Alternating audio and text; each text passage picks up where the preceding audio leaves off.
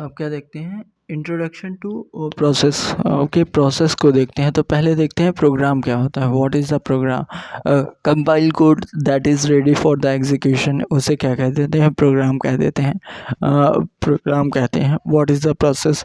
Process under execution, program under execution is known as the process. Program under execution is known as process. How the operating system create कैसे करता है process को, convert कैसे करता है process को, programme को प्रोसेस में कैसे कन्वर्ट करता है। इसके टोटल क्या होते हैं? 5 स्टेप होते हैं जिससे क्या कर सकता है, जिससे क्या करता है प्रोसेस को प्रोग्राम में कन्वर्ट करता है। कैसे? पहला होता है load the primary and the static data into the memory. जो user defined use for the initialise जो स्टैटिक डेटा है उनको क्या करता है, उनको क्या करता है load and program the static data into memory. इनको क्या करता है लोड करता है और मेमोरी में लोड करता है प्रोग्राम और स्टैटिक डेटा को। ठीक। सेकंड क्या करता है एलोकेट रन टाइम स्टैक। इनके लिए जैसे फंक्शन कॉल करेंगे, रिकर्शन कॉल करेंगे, उनके लिए स्टैक एलोकेट करता है। ठीक, क्या करता है एलोकेट करता है स्टैक को। Third heap and the memory allocate. Dynamic time पे भी वो क्या कर सकते हैं मेमोरी को एक्सेस कर सकते हैं, इसीलिए उनको क्या करता है हीप एलोकेट करता है। ठीक। और फोर्थ आईओ टास्क करने के लिए इनपुट आउटपुट ऑपरेशन कर लेंगे, उसके लिए ये फोर्थ स्टेप होगा। ठीक। और फिर उसके बाद operating system hand over control to the main, मतलब वो मेन फंक्शन को दे देगा कि अब तुम देखो इस प्रोसेस को मैंने, इस प्रोग्राम को मैंने प्रोसेस में कन्वर्ट कर दिया, हैंड ओवर कर देगा मेन फंक्शन को। ठीक। तो टोटल 5 स्टेप में करता है क्या, load the program and the static data into the memory. Second allocate the run time stack allocate करता है। Third heap memory allocation.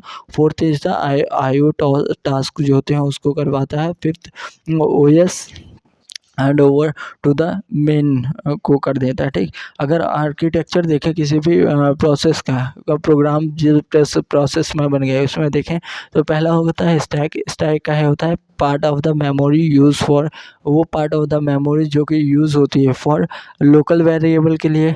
जो भी लोकल वेरिएबल अगर फंक्शन बार बार कॉल होगा तो उसमें क्या होगा, कुछ वेरिएबल पास होंगे तो उस लोकल वेरिएबल के लिए फंक्शन आर्गुमेंट जो होंगे उनके लिए, और रिटर्न वैल्यू के लिए, प्रोसेस को रन करने के लिए, ये इस सब के लिए क्या होगा स्टैक यूज़ होगा।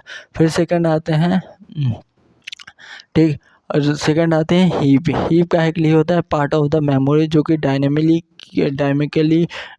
डायमेटिकली एलोकेट करेगी वेरिएबल्स को, वो होता है पार्ट ऑफ द मेमोरी, वो हीप होता है। ठीक।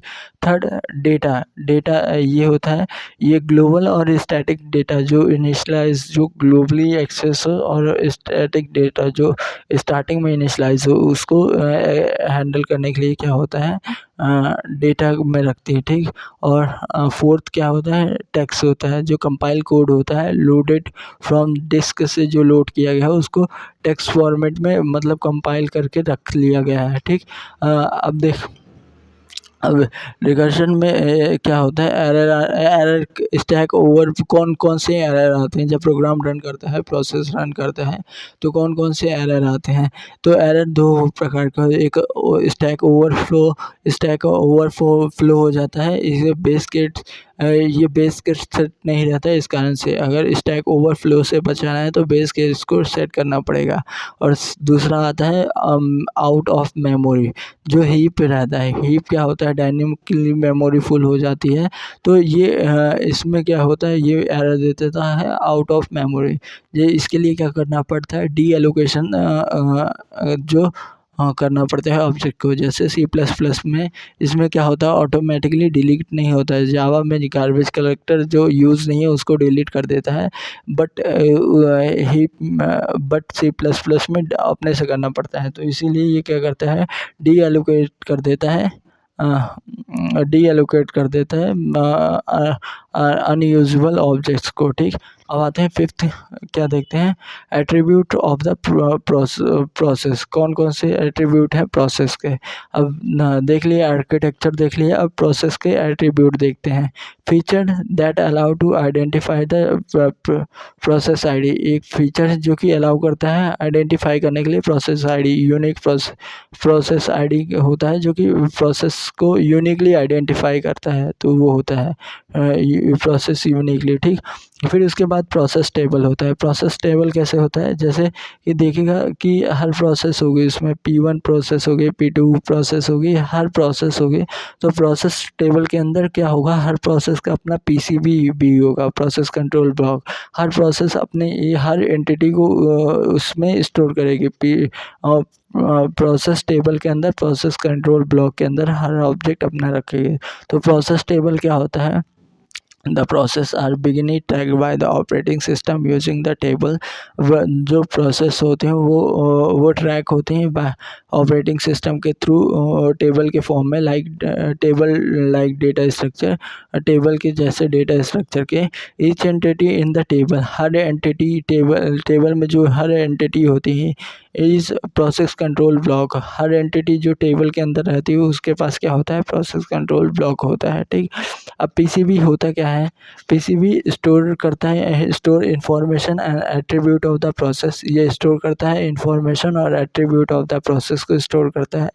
ये क्या है, data structure use for the each process that store information of a process such as the process ID, program counter and the process state and priority extra। ये सारी चीज़ें एक डेटा स्ट्रक्चर है जो कि यूज़ होता है हर प्रोसेस के लिए, जो कि स्टोर करता है, स्टोर इंफॉर्मेशन स्टोर करता है प्रोसेस की।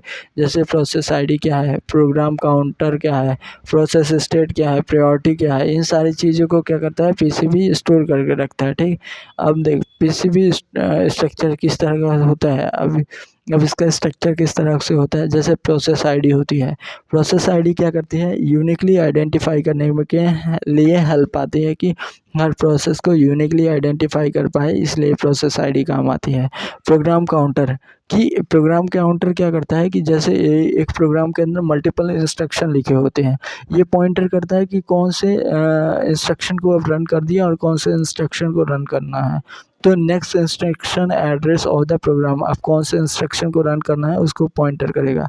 फिर उसके बाद आता है प्रोसेस स्टेट, कि अब हम जैसे इसकी वेटिंग स्टेट होती है, रन स्टेट होती है, रेडी स्टेट होता है, ये तो कौन से स्टोर द प्रोसेस स्टेट कौन से स्टेट पे है उसको रखता है।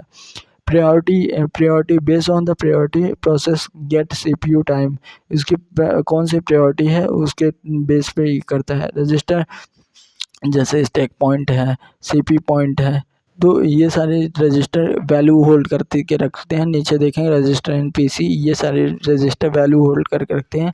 लेकिन जब क्या होता है स्विचिंग होती है तो क्या होता है, ये सारी वैल्यू क्या की जाता है PCB में स्टोर कर दी जाती है, PCB में स्टोर कर दी जाती है। और जब प्रोसेस फिर से अगेन एग्जीक्यूशन के लिए जाती है तो सारी वैल्यू उठा के फिर से PCB रजिस्टर में डाल दिए जाते हैं। List of the open file, list of the open devices का कहाँ से एक्सेस ले रहा था, किस फाइल से रीड कर रहा था, वो सारी चीज़ें भी इसमें इंफॉर्मेशन रहती है, ठीक। अब आते हैं क्या, रजिस्टर इन PCB। रजिस्टर क्या करते हैं PCB के, it is a data structure, एक डेटा स्ट्रक्चर है। When process run and it's time slightly expired, जब प्रोसेस रन होती है और उसका टाइमली एक्सपायर हो जाता है, the current value of the process specific register would be store in the PCB। जो करेंट वैल्यू है प्रोसेस के वो स्टोर हो जाती है PCB में। And the process would be swept out, और प्रोसेस क्या हो जाती है, स्वेप्ट आउट हो जाती है। When the process is scheduled to be run, जब प्रोसेस को रन होना होता है, the register value read from the PCB, जो रजिस्टर वैल्यू हो वो रीड किया जाता है PCB से and write to the CPU register. CPU register में फिर क्या किया जाता है, उसको राइट किया जाता है। This is the main purpose of the register in the PCB, यही मेन काम होता है रजिस्टर का PCB के अंदर।